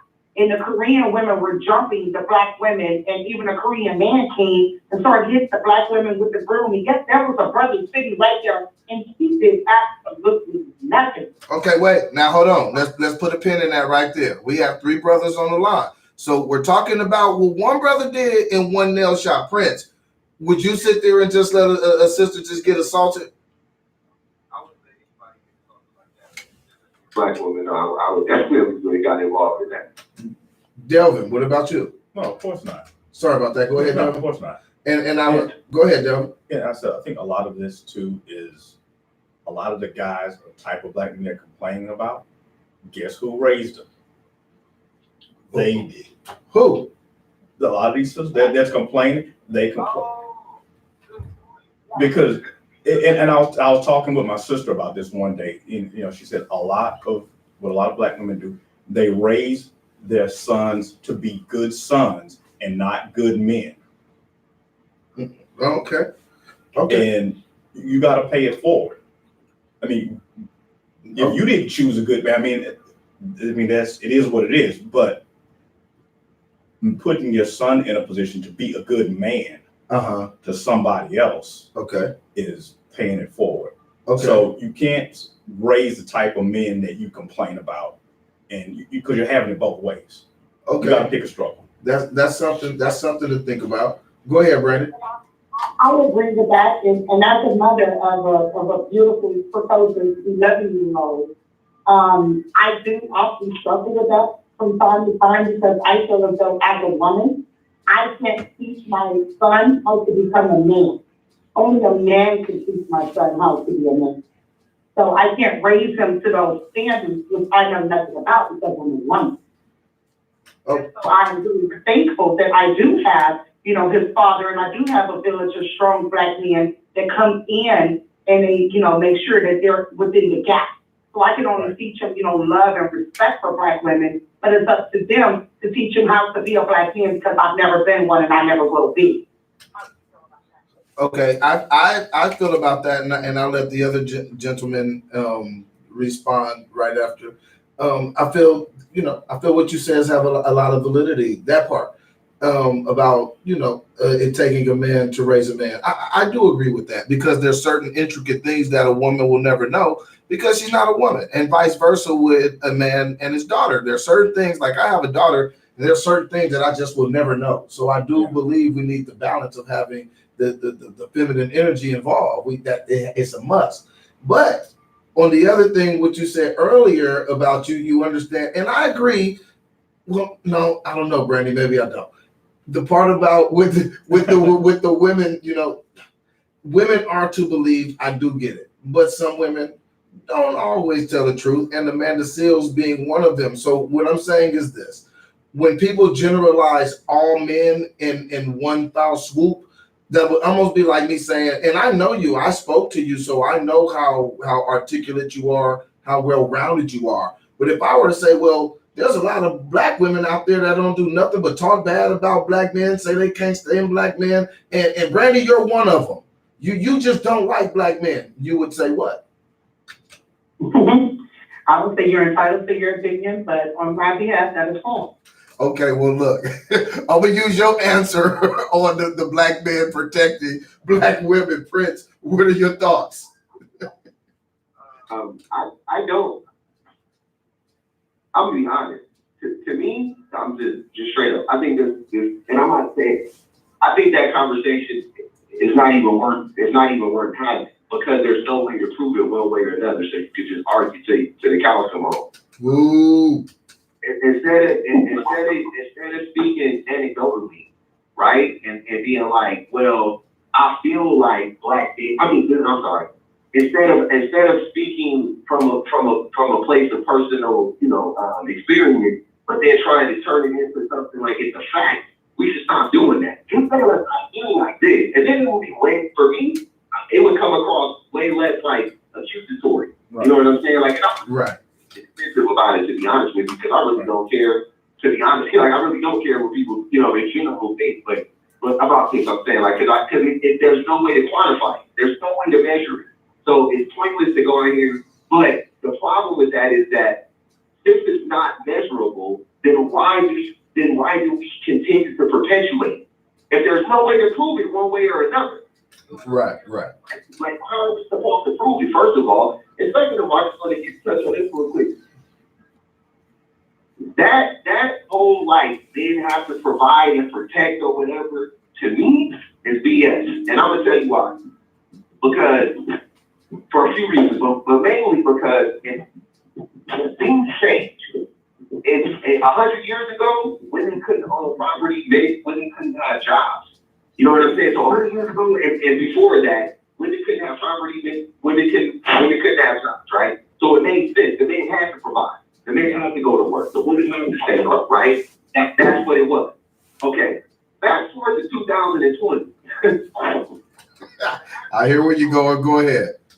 Now we got to talk about economics, right? So now for a woman to tell a man that it's his job to provide in 2020 sounds crazy. When the average household, both people together, make $60,000 a year. I'm like, only 10% of Americans make over $100,000 a year. Single, one person. So if somebody is telling me, look at me in my face and being like, well, you're a man, you try to provide, I'm gonna look at you some type of way, like, what are you talking about?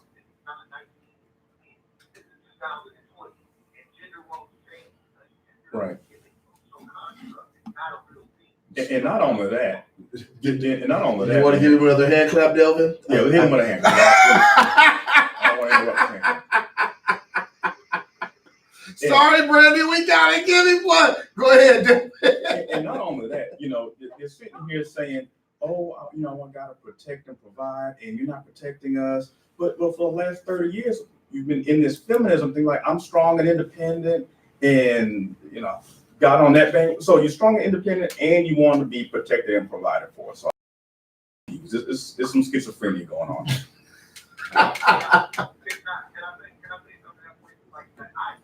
Yes, that has been perpetuated, but I understand why even that is being perpetuated. That's what I'm saying. Like, I don't want to play the blame game and act like, well, it's the woman's fault because 30 years, yada, yada, yada, because I agree that seems to be the sentiment, right? Like, I don't know if that's true or not, but I do feel what he's saying, like, women have been, like, I'm independent. But the reality is that women are more independent. That's not like that's not a made up thing. You know what I'm saying? Like, nobody. Right. Got all these degrees.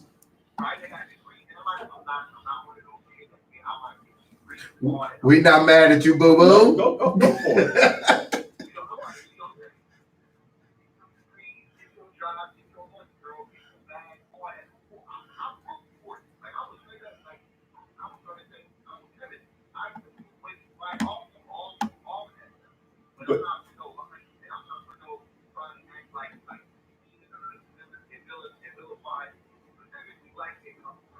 Right.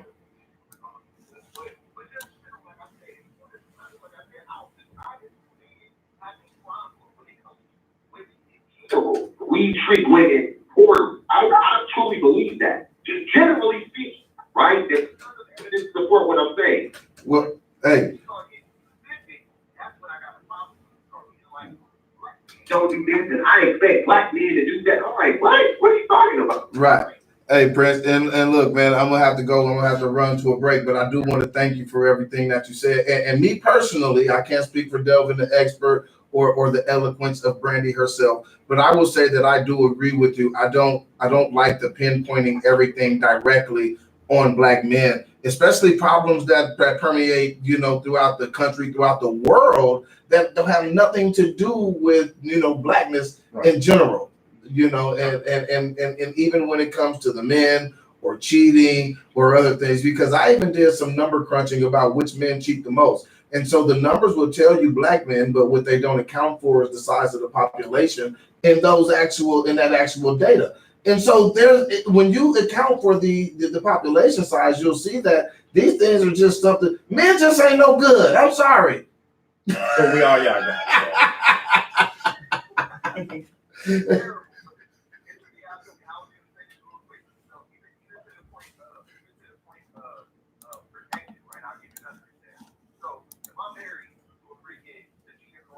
The MMA fighter, right? You telling me I gotta protect her? Yeah. Oh, hey, y'all, look. Hey.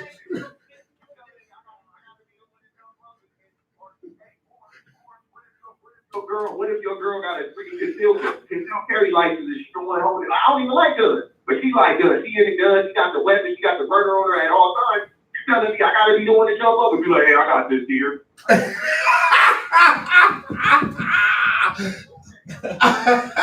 We inherently have to protect you. We inherently, and here's what I'm saying. To protect each other. You know what I'm saying? But yeah, man, I digress. Y'all have a good night. Hey, you have a wonderful night, man. If I have more hand claps to give, I'd give them to you. All right, man. Brandy, what do you think? What do you think about what he said? Subjective, based on. Hey, he has some great points, man. I stand behind him on most of what he said, if not all of it. Hey, that's going to be a whole nother topic for a whole nother day. Hey, you guys, look, we're going to take a quick break. And when we come back, we got to bump one of the stories we were going to do today, and I'll do it tomorrow. But we are going to talk about how do you know when you're getting played. Now, fortunate enough for us, Brandy is an expert on this subject. She's an expert on the subject of how do you know whether you're that date that she called you for and said, yeah, I'll go, if she only went with you for the food. Stay woke. You gotta stay woke. This is Soapbox Heroes. Stay woke for 3 minutes and 30 seconds. We'll be right back. Hey,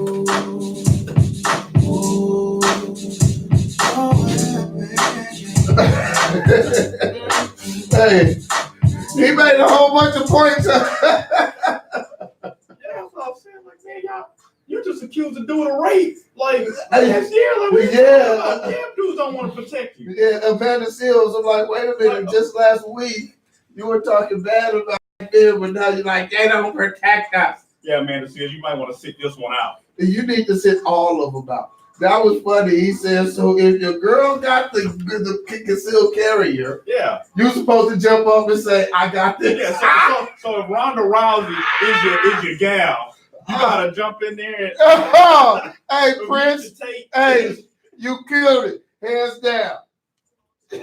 If you watch it, I give you what it is. Hands down. That was hilarious. I never thought of that. So if your girl could whip your butt, are you supposed to protect her? Hey man, there's a lot of masculine energy out there. So if your girl can whip your butt, yeah, I've seen a lot of relationships where the woman, she like she's clearly could whip a lot of guys' butts. So then what? But a lot of this gets back to, and we had to move on, but a lot of black women, they raise their daughters to be strong and independent, and they coddle their sons. Yeah, there are a lot of men that are coddled, and then sometimes they end up overprotecting the son. I'll be honest, I think I see a lot of women, they treat their sons like the man they want to date. Yeah, like that's not your man. Nah, it's not your boyfriend.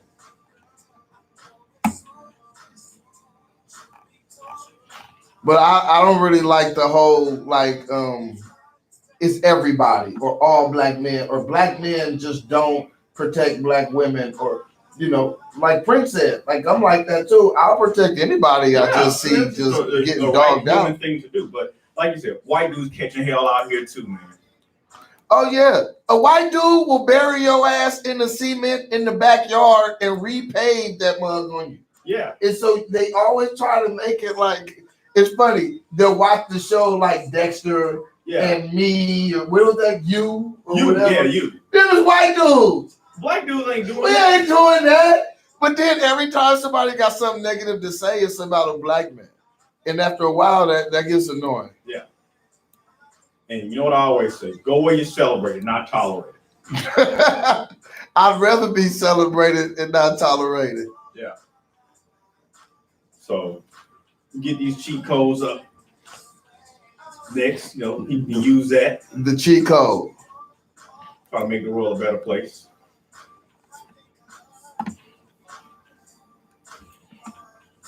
The cheat codes.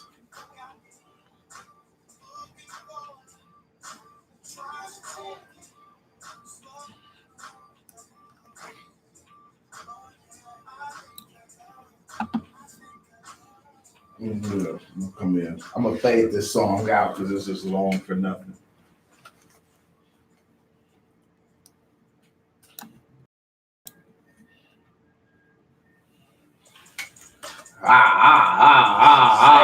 Yeah. Yeah. No. That is not the song. I do not mean to let you down. It's just us. It's just us. I felt like I wanted to. Gotta roll in with that. It's Monday night. We talked to Brandy, and we got the expert on Sweet Like Candy. Okay, I quit. Hey, you guys, look, we're gonna talk. I can't. We only got 5 minutes. It'll take me an hour and a half to get it right. Yeah. True story. Brandy, you there? We got Brandy, you there? Check 1, 2. Brandy done decided to skedaddle. Brandy, look, see, we were going to talk about the things you should look for. Oh, she's there. Oh, the Brandy was new. No, see, what it was she was doing her proper radio etiquette. Yes. And I respect that. What she was doing was, if I'm not saying anything, I'm going to be quiet so people don't hear my background noise. See, I'm telling you, we got the most distinguished. You don't even have to say nothing. She just know. Amazing. Amazing.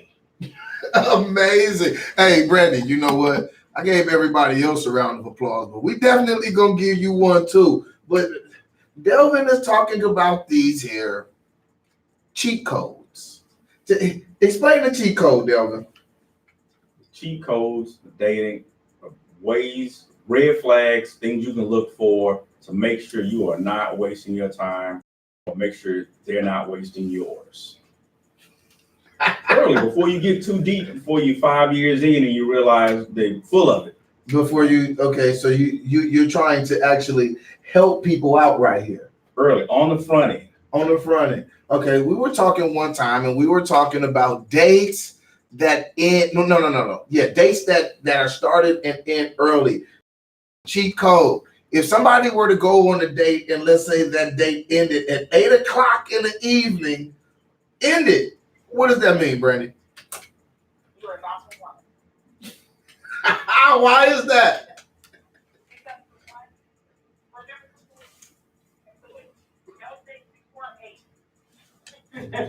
Then you just want to sign the pool, and we're gonna go see the one that we really want to be with later on.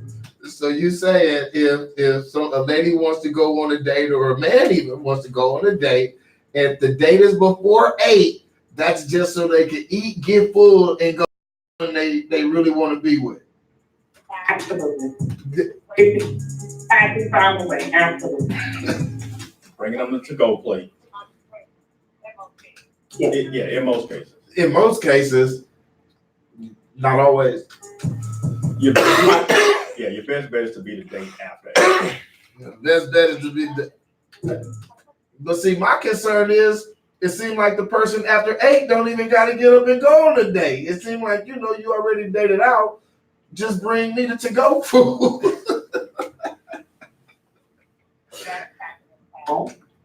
Okay. Who have done that. But, it's a little bit more exclusivity after 8. Because the mood is bad, it's a little bit later. You already know what it is that you need to do. So sometimes when you go out with the guy before 8, you can find time to give the guy who you really want to go and spend some time with, a little bit more time with after 8. Okay. So after date, you may be the mate. But before 8, that date ain't enough. You getting played. Yeah, if she's like, hey, let's go to dinner at 5 or 6. She got plans afterwards. And look, Brand, they don't involve you. And you hear Brandy trying to be nice. It's a possibility. She For hours, and we have girlfriends for happy hour. Okay, I don't need for you to go to happy hour. You need to do it. We have girlfriends for that. So if you're the date before 8, the possibility is there's a birthday, and I'm trying to buy some time. Okay. If you the day before 8, then you just passing time. Okay. What are some other rules of engagement here? What's something else that I should watch out for? If they won't friend you on social media, they might be social media single. They got somebody. Okay, so if they don't friend you on social media, that means that they hiding something. It's a naturally. pretty good. It's a pretty good. I've seen that happen. Oh yeah, I don't have social media, and they really do, and it, What's your disagreement, Brandy? Right. Okay. So I'm really transparent when it comes to that. And if I'm in any type of relationship with you, or we're dating, or we're getting to know each other, I don't necessarily want you to follow me on social media because I want to keep my life private of what we do amongst us. So yeah, I just, this is one of my things. You're not allowed to follow me on social media, and I don't want to follow you either because I know I have that sympathy to go to your page and see who likes your pictures. I don't want that in my life. Hey, Brandy, hold on. So Brandy just keeping it all the way 100, and for that, look, it wasn't gonna be long before you got one of these two.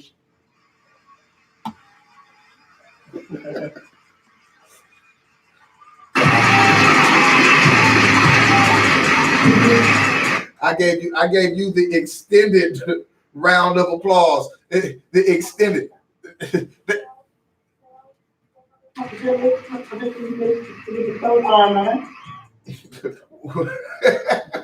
Look, here's the other thing. Go ahead, Delvin. If every time you talk, never home, they're always either to and from work, they're never at home. They're never at the house. Red flag. Why is that a red flag? They live with somebody. Oh, and they can't talk to you on the phone after like 7 or 8, but they can text you. Red flag. Red flag. What do you think, Brandy? I agree. But I know let's go ahead and close this out the right way. And I'm going to give you guys something that both of you guys may not know about. Uh-oh. Okay. I'm ready. We ready.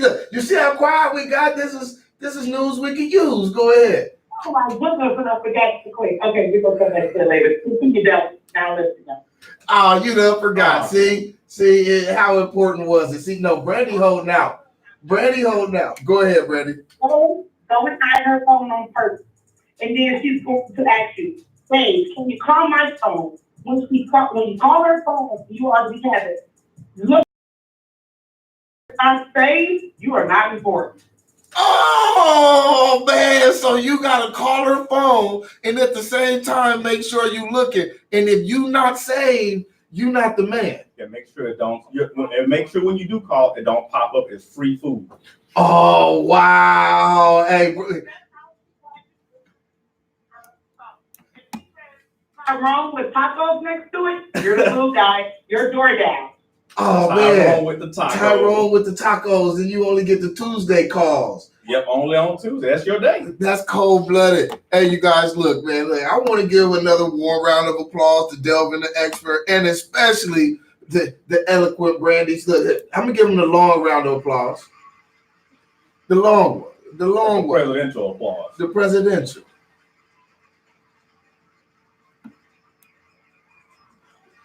It's still going. It's not over yet. It's not over. It's not over yet. People want more. They want more. They want more. They want more. They love Brandy. They like Brandy more than they like us, Delvin. I can't compete with that. I cannot compete with that. Hey, you know what? Acceptance is key. Yeah, once you accept things, life gets easier. I've accepted that I have a face for radio, and that's why I do radio. Yeah, and she's more elegant than us. So. You know what? It happens, but hey, thank you, Brandy. Hey, thank you. Hey, you guys, this has been Soapbox Heroes. We have had a wonderful, wonderful show. It was wonderful listening to the callers. Everybody out there in terrestrial land, thank you for hanging on. Everybody over here on the YouTube, thank you for chiming in. Delvin the expert got his expert camera on doing expertise things as Delvin does, you guys. Hey, it's Monday. Again, I want to say rest in peace to Kobe Bryant, the other people who passed on the plane with him. And let's be sensitive. We don't always have to just jump off the bridge and say anything sensitive just to get somebody to react or to like what you said or just for attention, because these things matter. These things matter. And it may not be somebody that you know personally, but we can never diminish the effect that somebody may have on other people. Just because it don't affect you, don't hate. Don't let everybody, don't be the rainy cloud over everybody else's parade. Kobe Bryant, rest in peace. Your daughter, rest in peace. All the other people, rest in peace. And anybody that you know and love that may have lost their lives or have gone through something, then rest in peace. And prayers to you too. This is Soapbox Heroes, Delvin the expert. Say bye to the people. All right, everybody. Catch you guys next week. Catch you guys. Be good to each other. All right. I'll try, Delvin. Try. I'll try. We out. My name is Dubem Chukwu Dubem Wigwe. I'm an Igbo boy from the southwest side of Houston. I came to put on for the SWAT in Houston, Texas. We roll on chopper. I said Southside, we roll on chopper. That was good. Southside, we roll on